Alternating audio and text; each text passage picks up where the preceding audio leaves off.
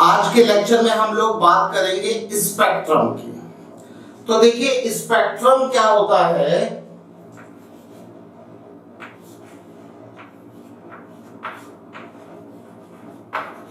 Spectrum जब white light किसी prism से पास होती है तो हम लोग देखते हैं कि व्हाइट लाइट स्प्लिट हो जाती है 7 कलर्स में। जब व्हाइट लाइट किसी प्रिज्म से पास होगी तो ये 7 कलर में स्प्लिट हो जाएगी, 7 कलर में स्प्लिट हो जाएगी।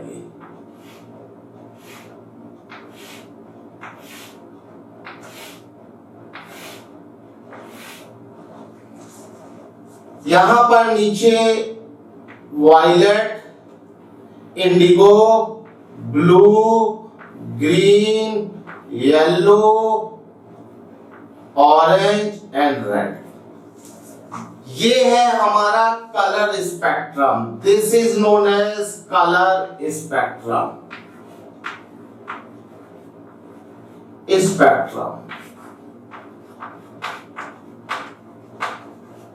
कलर स्पेक्ट्रम यहां पर हमें पता है जो ये व्हाइट लाइट होती है, ये व्हाइट लाइट 7 कलर्स का मिक्सचर। वैसे तो व्हाइट लाइट जो होती है वो कॉन्टिन्यूअस स्पेक्ट्रम है, ये कलर स्पेक्ट्रम कॉन्टिन्यूअस स्पेक्ट्रम है,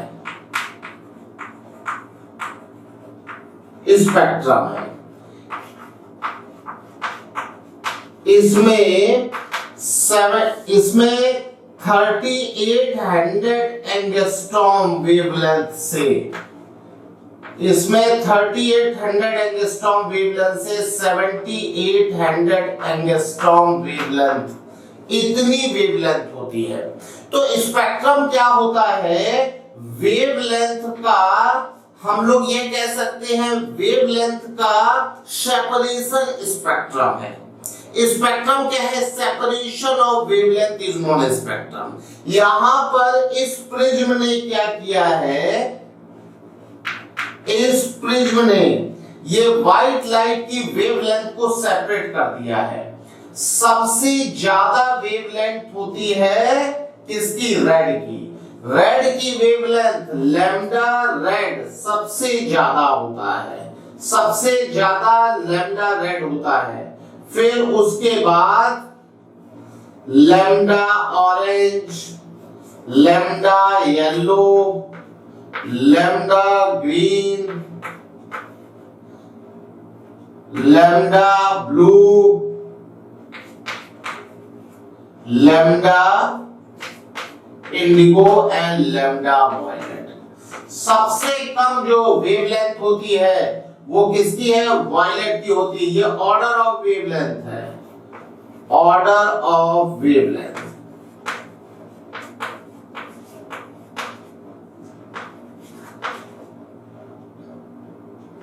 ये ऑर्डर ऑफ वेवलेंथ है।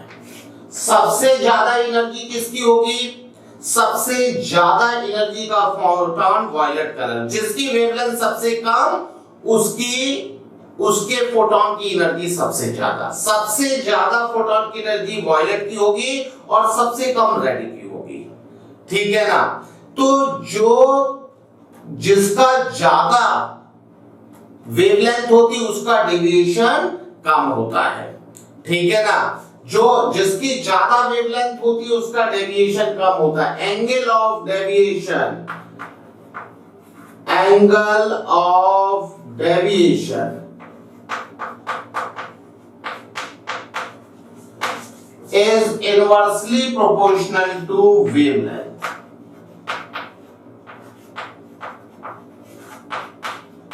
तो यहां पर सबसे कम वेवलेंथ होती है वायलेट की, इसलिए उसका अपने पास से सबसे ज्यादा डेविएशन होता है।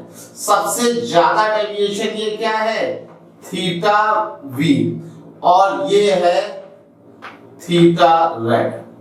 थीटा वी वायलेट का डेविएशन एंगल सबसे ज्यादा है थीटा रेड से, ठीक है।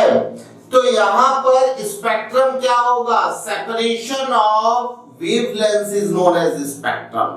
ये कॉन्टिन्यूअस स्पेक्ट्रम है क्योंकि इसमें वेवलेंथ कहां से कहां तक है, 3800 एंगस्ट्रॉम से लेकर 7800 एंगस्ट्रॉम तक। इसका वेवलेंथ का सेपरेशन क्या होगा, स्पेक्ट्रम होगा। तो स्पेक्ट्रम क्या होता है, spectrum is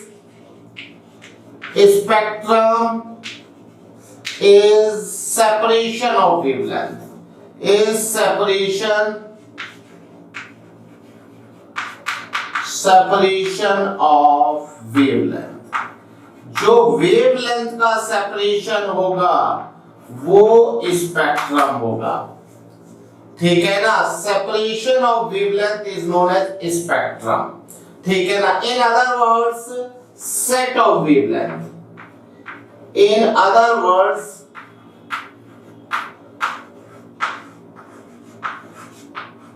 set of wavelength, set of wavelength, set of wavelengths is known as spectrum।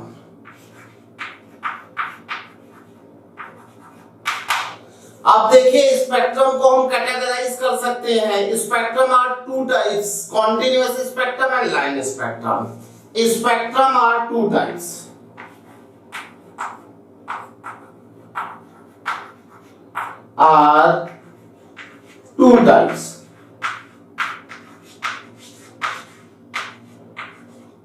Number one continuous spectrum,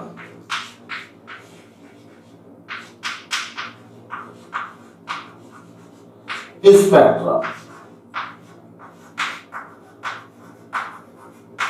continuous spectrum में देखिए क्या होगा, कॉन्टिन्यूअस स्पेक्ट्रम में वेवलेंथ का एक सेट मिलेगा, रेंज मिलेगी। It contains range of wavelength, it contains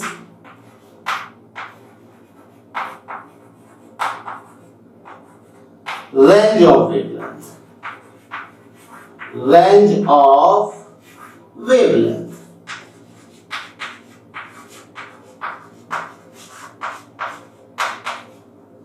Example,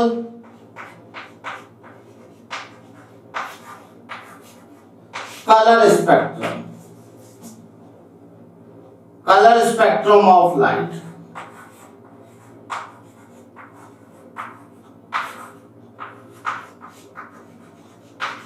of light। इसमें क्या होता है, 3800 एंगस्ट्रॉम से वेवलेंथ होती है 7800 एंगस्ट्रॉम तक, ठीक है ना। तो यहां पर 3800 एंगस्ट्रॉम से 7800 एक लगातार, मतलब यहां पर आपको जो ब्लू है, ब्लू से इंडिगो डायरेक्टली चेंज नहीं होगा, धीरे धीरे ब्लू से इंडिगो चेंज हो, इंडिगो वायलेट से इंडिगो धीरे धीरे चेंज हो रहा होगा, इंडिगो से ब्लू धीरे धीरे चेंज हो रहा होगा, ब्लू से ग्रीन धीरे, मतलब यहां से वायलेट से रेड तक हर कलर धीरे धीरे चेंज हो रहा होगा, मतलब इसमें हर वेवलेंथ मिलेगी। जो वायलेट और इंडिगो के बीच का कलर है, इन दोनों की मिक्सिंग से कलर है, वो कलर भी यहाँ पर कहीं ना कहीं मिलेगा। इसी तरह से इंडिगो ब्लू के बीच का जो कलर है वो ब्लू, और ग्रीन के बीच का कलर ग्रीन और येलो, मतलब आपको हर पॉसिबल कलर यहाँ पर मिलेगा, हर वेवलेंथ आपको मिलेगी। इसे हम बोलेंगे कॉन्टिन्यूअस स्पेक्ट्रम। कोई भी कलर एकदम से चेंज नहीं होगा, बल्कि ग्रेजुअली चेंज होगा, तो बीच में, इनके बीच में सारी वेवलेंथ आपको मिल जाएंगी। जो आपकी वायलेट और इंडिगो के बीच की वेवलेंथ है, वो सारी वेवलेंथ आपको यहाँ पर मिल जाएगी। ये होता है कॉन्टिन्यूअस स्पेक्ट्रम। यहाँ पर इसका 3800 एंगस्ट्रॉम वेवलेंथ से 7800 एंगस्ट्रॉम वेवलेंथ की सारे आपको यहाँ पर फोटॉन मिले, इसके बीच के सारे फोटॉन आपको इसके बीच में मिलेंगे। यह है कॉन्टिन्यूअस स्पेक्ट्रम। एक होता है लाइन स्पेक्ट्रम। लाइन स्पेक्ट्रम में क्या होता है, कुछ सर्टेन वेवलेंथ्स के फोटोन ही होते हैं। Line spectrum contains certain wavelength, ठीक है ना, फिक्स वेवलेंथ, और उसके बीच की कोई वेवलेंथ आपको नहीं मिलेगी। जैसे दूसरा है line spectrum. Line spectrum, line spectrum, line spectrum देखिए क्या होता है। लाइन स्पेक्ट्रम में आपको सर्टेन वेवलेंथ्स होती है। Line spectrum contains certain wavelength. Line spectrum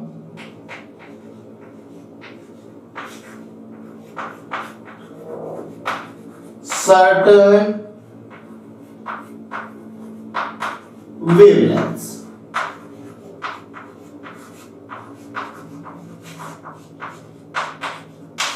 example hydrogen spectrum.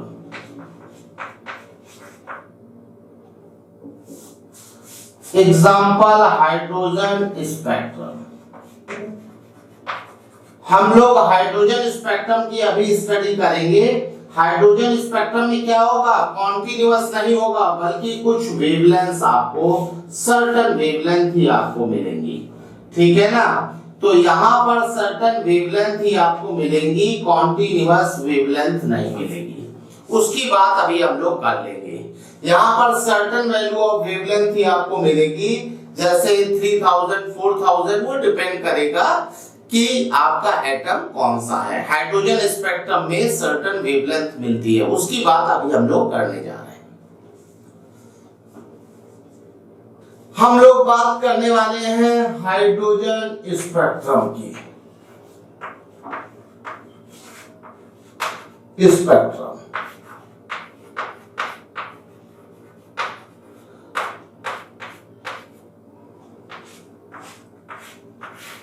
Hydrogen spectrum देखिए क्या होता है। अगर हम हाइड्रोजन के एटम को एनर्जी देंगे, तो हाइड्रोजन में न्यूक्लियस होता है और हाइड्रोजन का Z=1 होता है। यहां पर first cell, second cell, third cell, fourth cell, so on, nth cell and so on, infinity cell. ये है n=1 cell, n=2 cell, n=3 cell, n=4 cell, n=nth cell, n=, ये n1 बोल देते हैं, ये n=n2 सेल, और इसके बाद n=infinity सेल, ये infinity सेल है, ठीक है। अब देखिए हाइड्रोजन में इलेक्ट्रॉन आपका यहां पर होता है, फर्स्ट सेल में होता है। हाइड्रोजन एटम क्या होता है, H11, इसका कॉन्फ़िगरेशन होता है 1। फर्स्ट सेल में केवल एक इलेक्ट्रॉन होगा। अब आप अगर इस इलेक्ट्रॉन को एनर्जी देंगे, तो ये इलेक्ट्रॉन कहां पर पहुंच जाएगा, जब आप एनर्जी देंगे तो ये अपने हायर एनर्जी सेल में चला जाएगा। यहां पर जो डेल्टा E आपने दी है, वो कितनी दी है, E4 माइनस E1, कितनी दी है, E4 माइनस E1, ठीक है ना। तो अगर आप इलेक्ट्रॉन को एनर्जी देंगे, तो इलेक्ट्रॉन अपने हायर एनर्जी सेल में पहुंच जाएगा और वहां पर रुकेगा नहीं, वहां पर केवल और केवल कितनी देर रुकेगा, डेल्टा T = 10⁻⁻⁸ सेकेंड, इतनी देर रुकेगा। When we give energy to atom of hydrogen, when we give energy to atom of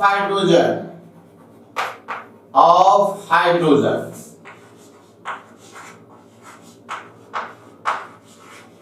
then its electron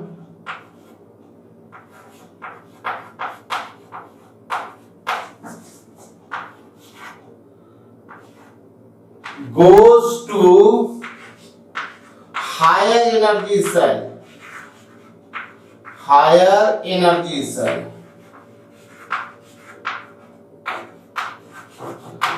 जब आप इलेक्ट्रॉन को एनर्जी देंगे तो इसका इलेक्ट्रॉन हायर एनर्जी सेल में चला जाएगा, ठीक है ना। वहां पर कितनी देर स्टे करेगा? 10 to the power -8 second. After 10 to the power -8 second, after 10 to the power -8 second, it starts come back its initial set. It starts come back. It starts come back to its initial cell. Its initial cell.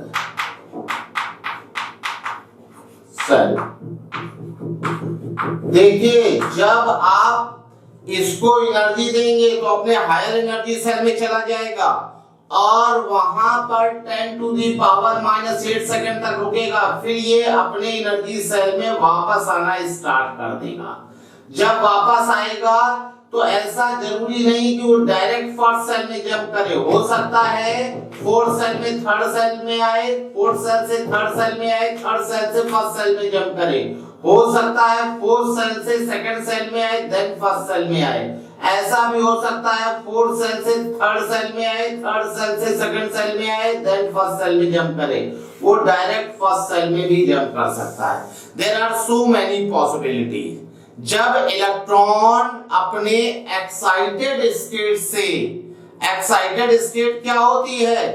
जहां पर electron पहुंच गया है, first shell से fourth shell में गया है, तो this is known as excited state. Excited state. यहां पर ये है first excited state, second shell is known as first excited state. First excited state, excited state, state. और ये है second excited state, second excited state, excited state. ये है third excited state. देखिए, जो n = 2 है, सेकंड सेल है, उसको हम बोलेंगे फर्स्ट एक्साइटेड स्टेट। क्यों? क्योंकि जिस सेल में इलेक्ट्रॉन है उससे वो पहले सबसे पास वाली सेल कौन सी होगी? सेकंड सेल होगी। और इस फर्स्ट सेल को हम बोलेंगे ground state, ground state.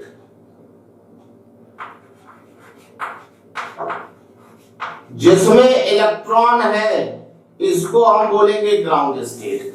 Ground, first shell is known as ground state, second shell is known as first excited state and third shell is known as second excited state, fourth shell is known as third excited state.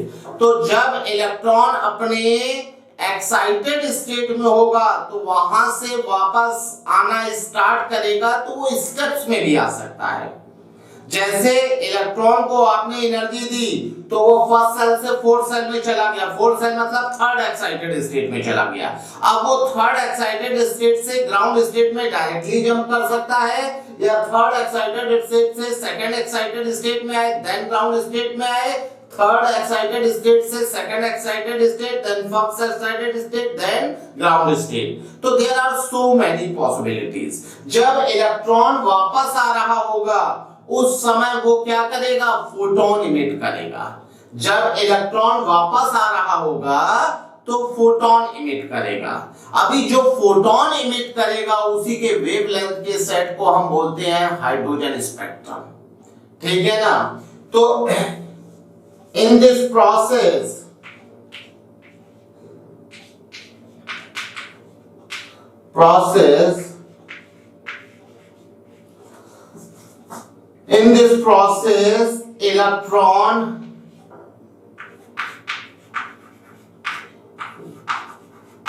emits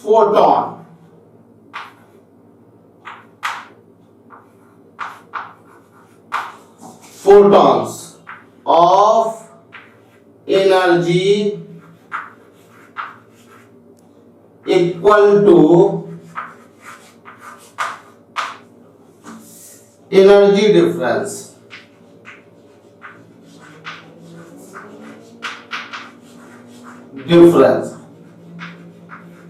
of cell। जब electron अपने higher excited state में होगा तो वो ground state में वापस आने के लिए बहुत सारे पाथ अडॉप्ट कर सकता है। वो फाइनल एक्साइटेड स्टेट से डायरेक्ट ग्राउंड स्टेट में जंप कर सकता है, वो स्टेप्स में रुक रुक के आ सकता है, लेकिन जहां भी रुकेगा वहां 10⁻⁸ सेकंड तक के लिए ही रुकेगा। ठीक है ना। तो जब इलेक्ट्रॉन वापस आ रहा होगा तो वापस आते समय भाई, जब मान लीजिए फोर्थ सेल से थर्ड सेल में आया तो फोर्थ सेल की एनर्जी ज्यादा है, थर्ड सेल की एनर्जी कम है, तो फोर्थ सेल से थर्ड सेल में जब जंप कर रहा है, ज्यादा एनर्जी से कम एनर्जी के सेल में आ रहा है, तो वो जो एनर्जी का डिफरेंस था उस डिफरेंस के बराबर एनर्जी के फोटोन को इमिट कर देगा। जब फोटोन को इमिट करेगा तो क्या होगा, एक आपको वेवलेंथ मिलेगी। यहां पर क्या है, कुछ सर्टेन वेवलेंथ भी आपको मिलेंगी, जैसे फोर्थ सेल की एनर्जी माइनस थर्ड सेल की एनर्जी। आपको जो पॉसिबल वेवलेंथ होंगी when electron comes from higher shell to lower shell, then it emits photon of energy same as energy difference of cell। तो मान लीजिए हम एग्जांपल में ले रहे हैं, example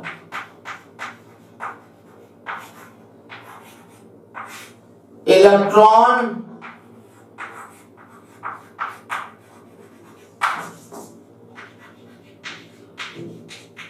moves from fourth cell to first cell। ठीक है ना। तो पॉसिबल वेवलेंथ क्या होंगी, possible wavelength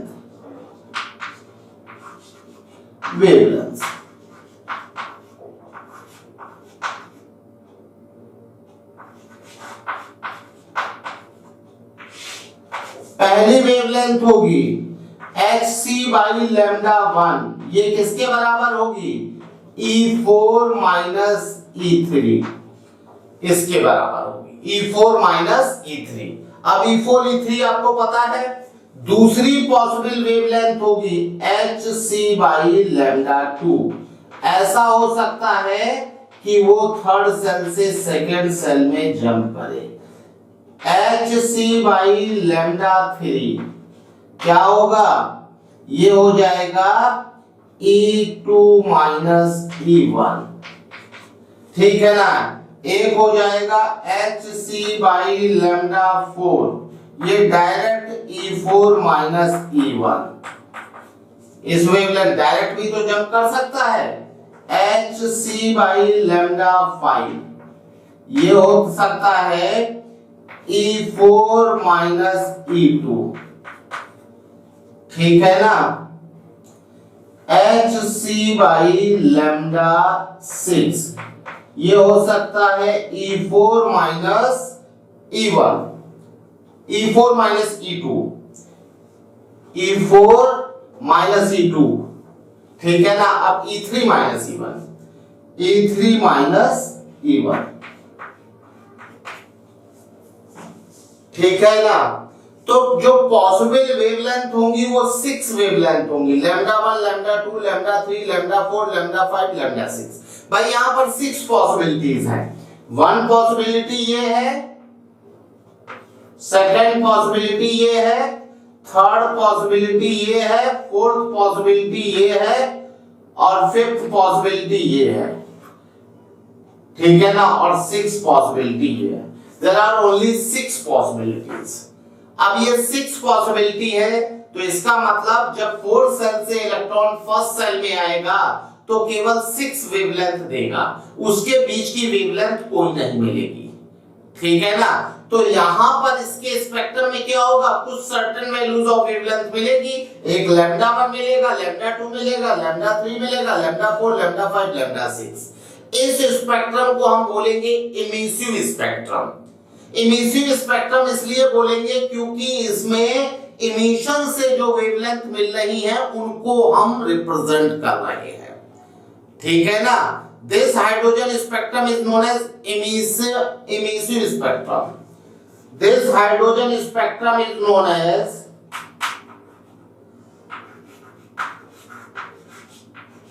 hydrogen spectrum. Is known as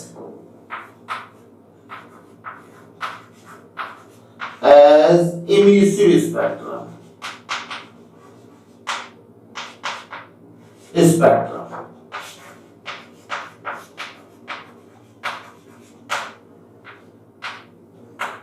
emissive spectrum. ठीक है ना। अब ऐसा नहीं है कि इमिशन से जो फोटोन मिल रहे हैं उनकी वेवलेंथ को ही हम स्पेक्ट्रम बोलेंगे, हम एब्जॉर्सिव स्पेक्ट्रम की भी बात कर सकते हैं। अब एब्जॉर्सिव स्पेक्ट्रम क्या होगा उसकी बात हम लोग देख लेते हैं। यहां पर हम लोग हाइड्रोजन स्पेक्ट्रम की बात करेंगे on the basis of nature. ठीक है ना। तो types of hydrogen spectrum on the basis of nature. Type of hydrogen spectrum.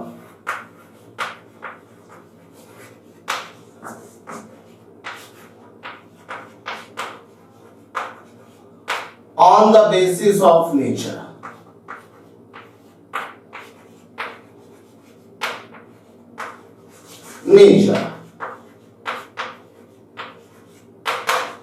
Nature के बेसिस पर हाइड्रोजन स्पेक्ट्रम दो टाइप का होगा। हाइड्रोजन स्पेक्ट्रम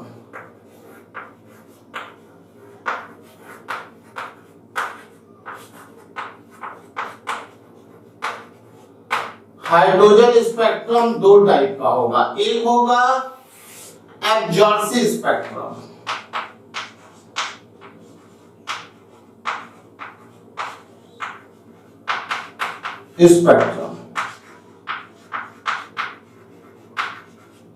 दूसरा होगा इमिसिव स्पेक्ट्रम।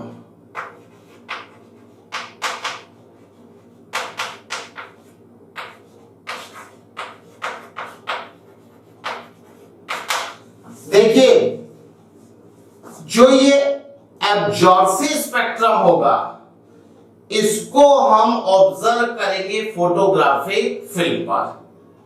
ठीक है ना। एक observes, it can observe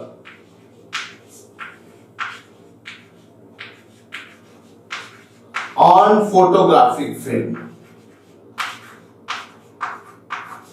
Photographic film.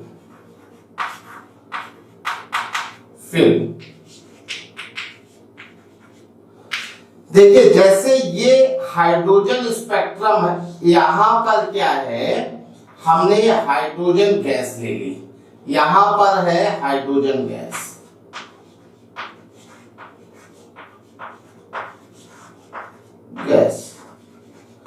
तो हाइड्रोजन गैस और यहां से हमने एक रेडिएशन बीम डाली है, रेडिएशन बीम।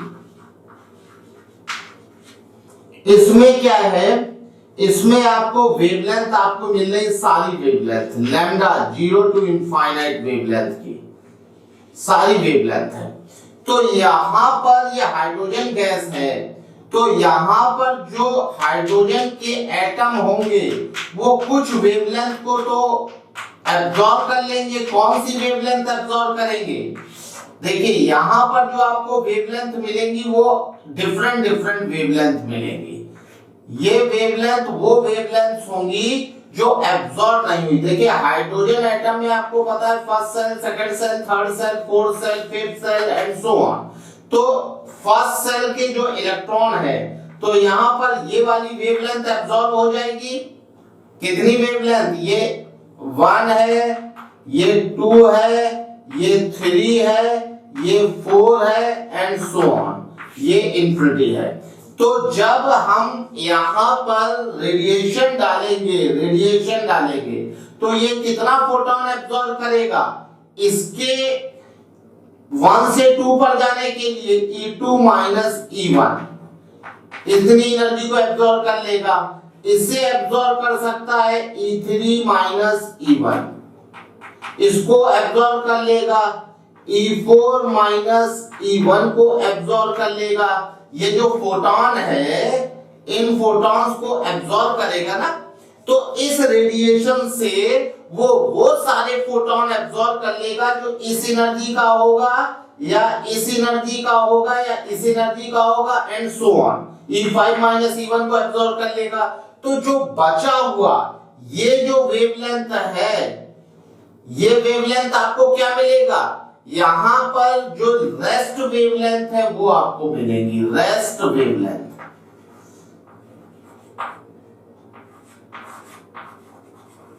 ये रेस्ट वेवलेंथ मिलेगी। यहां पर क्या होगा? हाइड्रोजन गैस किन वेवलेंथ को एब्जॉर्ब कर लेगा? इनके करस्पॉन्डिंग जो वेवलेंथ होंगी उनको एब्जॉर्ब कर लेगा। बात समझ रहे हैं? क्यों एब्जॉर्ब कर लेगा? क्योंकि इलेक्ट्रॉन फर्स्ट सेल से सेकेंड सेल में कब जाएगा? जब उसे E2 माइनस E1 एनर्जी का फोटोन मिल जाएगा, तभी तो वो एनर्जी अपनी बढ़ा पाएगा। तो इसका मतलब इस रेडिएशन में से ये वाला फोटोन गायब हो जाएगा। अब ये फोटोन गायब हो जाएगा तो ये वेवलेंथ भी आपको यहां नहीं मिलेगी। इसी तरह से E3 माइनस E1 एनर्जी का फोटोन गायब हो जाएगा तो वो वेवलेंथ भी यहां पर नहीं मिलेगी। इसी तरह से E4 माइनस E1 का गायब हो जाएगा तो वो वेवलेंथ भी आपको यहां पर नहीं मिलेगी।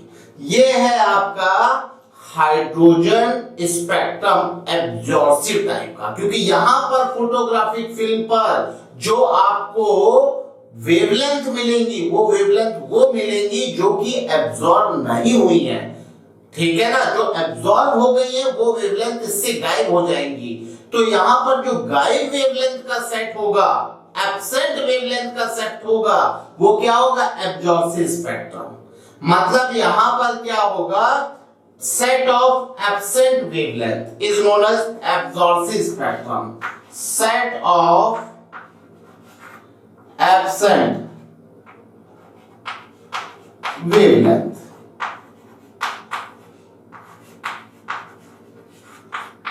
is known as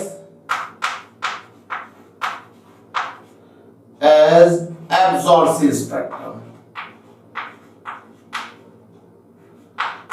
स्पेक्ट्रम, ठीक है ना? इमिसिव स्पेक्ट्रम में क्या होगा? जब इमिसिव स्पेक्ट्रम में ये जब आपका इलेक्ट्रॉन एक्साइटेड स्टेट में होगा तो एक्साइटेड स्टेट से ग्राउंड स्टेट में वापस आते समय जो वेवलेंथ इमिट करेगा उसके सेट को हम इमिसिव स्पेक्ट्रम बोलेंगे, है ना? So emissive spectrum का होगा when electron is in excited state. When electron is in excited state.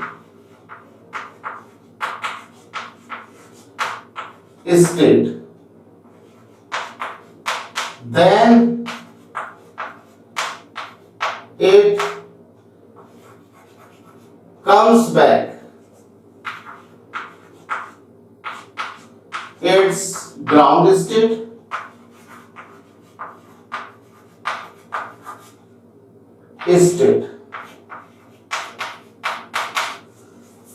in this process it emits photon. In this process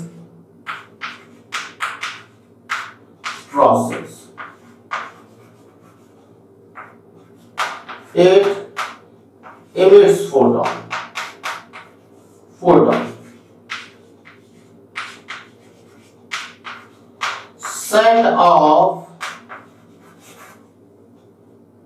Set of wavelength of these photon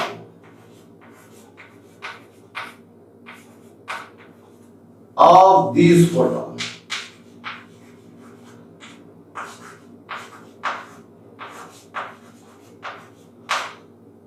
is known as emissive spectrum.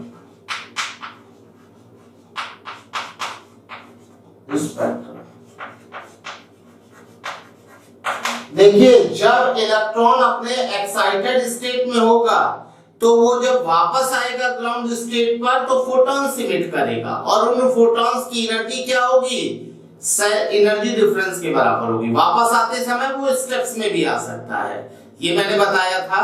तो अभी जो wavelength emit हो रहे हैं उनके wavelength के set को हम बोलेंगे इमिसिव स्पेक्ट्रम। वो सेट क्या होगा, इमिसिव स्पेक्ट्रम होगा। ठीक है, ठीक है। आज के लेक्चर में हम इतना ही रखेंगे। इसके बाद हाइड्रोजन स्पेक्ट्रम की जो सीरीज है उसकी बात हम लोग करेंगे। ओके, थैंक यू बेटा।